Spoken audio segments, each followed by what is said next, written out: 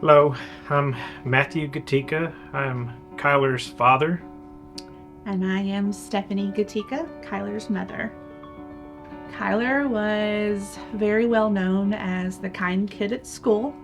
He was very adventurous, um, very joyful, um, very smart, um, very missed.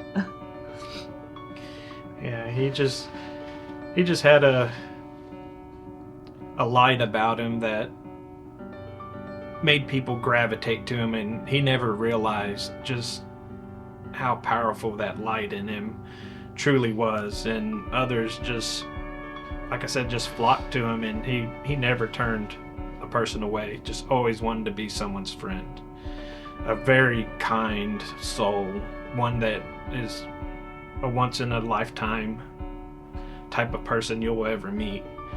Um, just he's our whole world, and love him a lot. I used to say whoever married him was going to be very lucky. Yes. He loved basketball. It was about half of his life, whether he was playing it, watching it on TV. He was an amazing three-point shooter. He loved school. He was very smart. He had an incredible GPA, incredible ACT score at just a sophomore.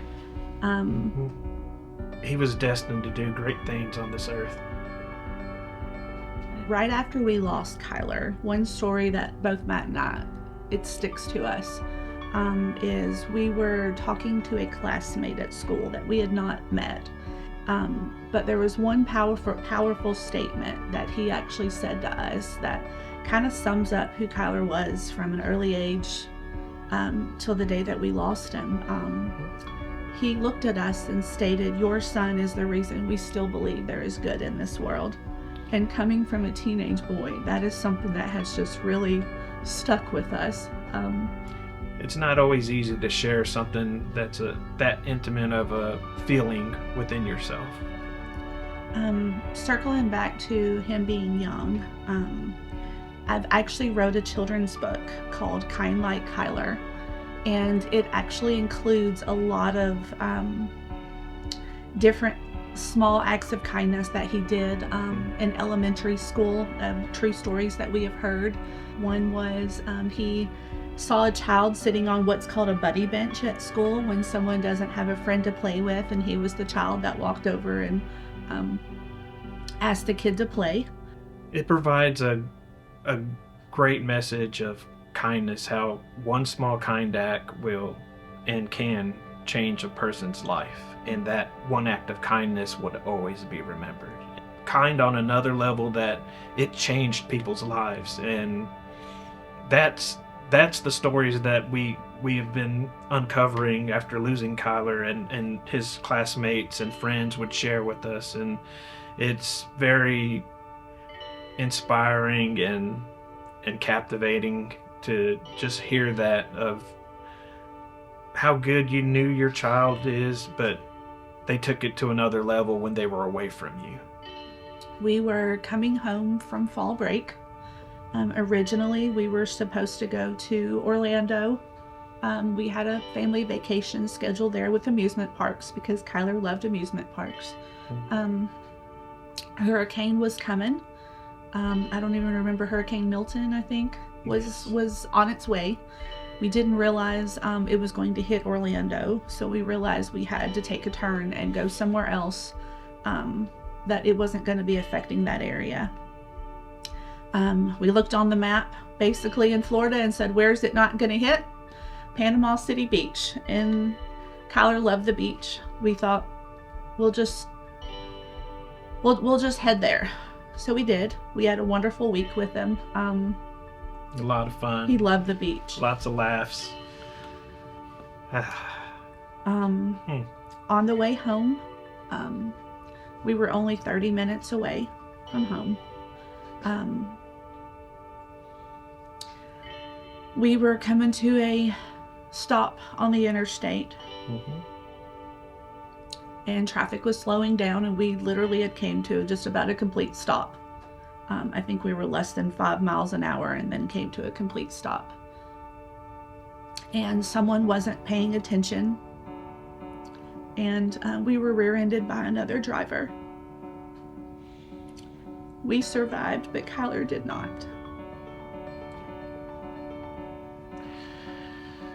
It was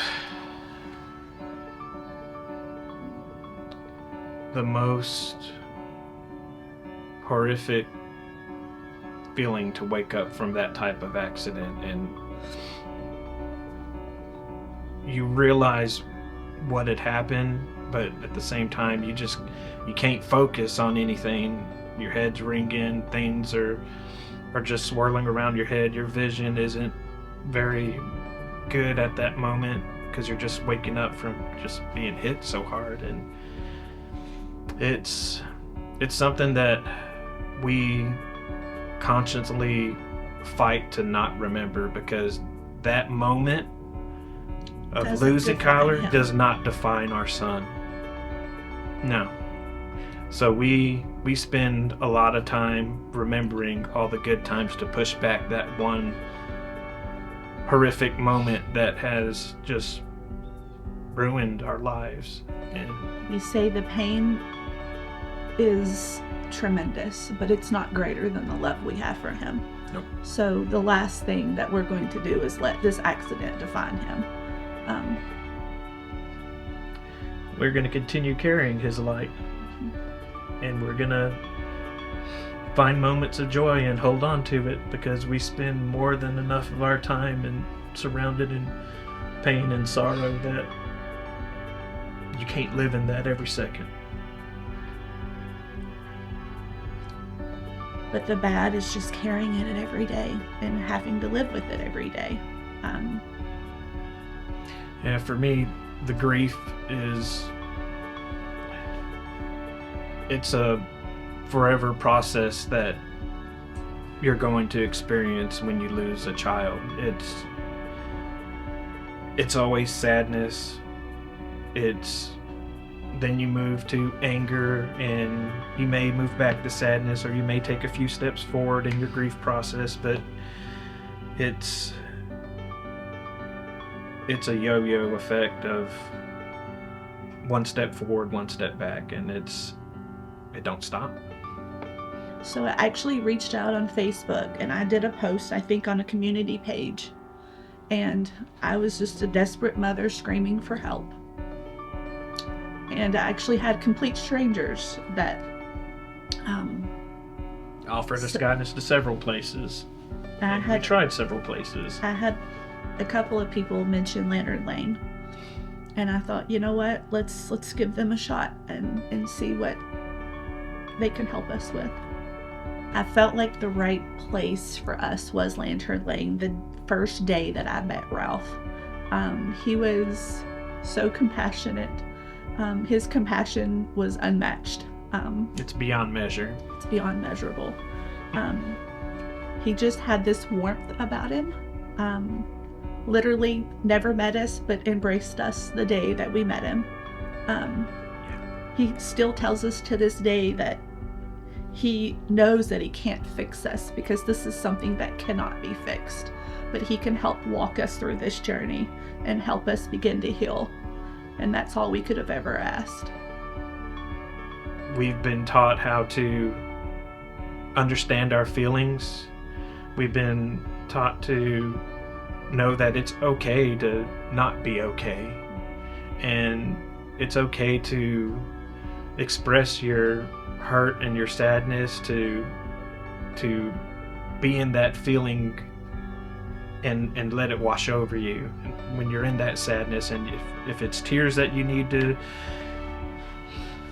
to fall from you, then that's what you do. Or if you just need to go to a quiet place and be alone, or if we see one another down, if we have it in ourselves that day, we pick the other up. And we just learned how to process the feelings and not bottle it up, and without being guided with that information, I don't think we would ever found it on our own, because we were just just drowning in sorrow and pain. I think one thing that sticks out to me of Ralph is I was really having a hard time with guilt, feeling any joy after the accident. I mean, how are you supposed to feel joy after losing your only child? But Ralph has really helped and walked me through that it's okay to feel the joy, that Kyler would want us to feel the joy. He would never want us to be living in deep sorrow for the rest of our lives. And No. that is something that's really helped me. There's actually a hashtag that was created by Matt's coworker, well, used to be coworker's wife. She created a hashtag Be a Kyler that has went on social media a lot. Yes. We've also began a nonprofit, Kyler's Impact Foundation. Our mission is to change lives with kindness and save lives on the road. If we can spread his joy and teach other children to be a Kyler, and then also we can save one family from going through what we have went through, and driver safety education that will eventually come, it will be worth every minute of it. Yes. I would tell another family that, like we've already stated, that it's okay to not be okay. This grief is devastating. It affects everything of your body. It affects physical, mental, emotionally, spiritually. It affects everything, and that's normal, and it's okay. And it's okay to have bad days, but you have to pick yourself up. You can let your body have that one bad day, but you can't have the bad week. So yeah, you gotta, for couples, you gotta extend each other grace. Know that you can't fix your spouse's broken heart, but you can sit beside them, hold their hand, cry with them, not say nothing at all even. But support each other the best way you can. Don't walk alone in the grief.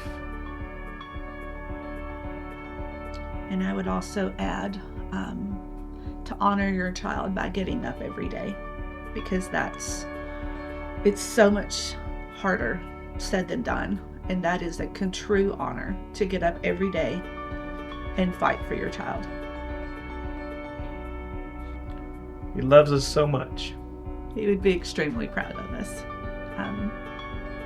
It's funny that this is even mentioned, but one day Kyler and I were laying on the bed, as we did a lot, and we were watching a basketball game, and I was rubbing his curly head that I love so much. And I said, "What would I do without you? I couldn't live one day without you."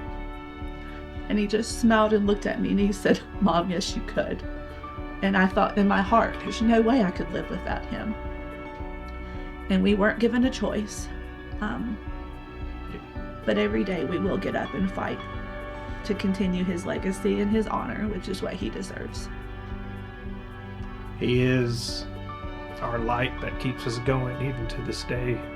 Even though he's not physically with us, he's with us. And in 16 short years, he's made such a huge impact of people in his community, of anyone that has crossed his path.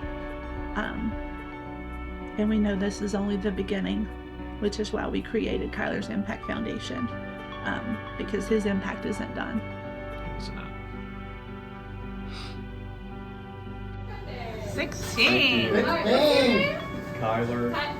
Yeah. Okay, let's see how many get on 3. Oh yeah! Put it on. Oh my gosh, that's hysterical. Love it. Oh yes. Alright, guys ready?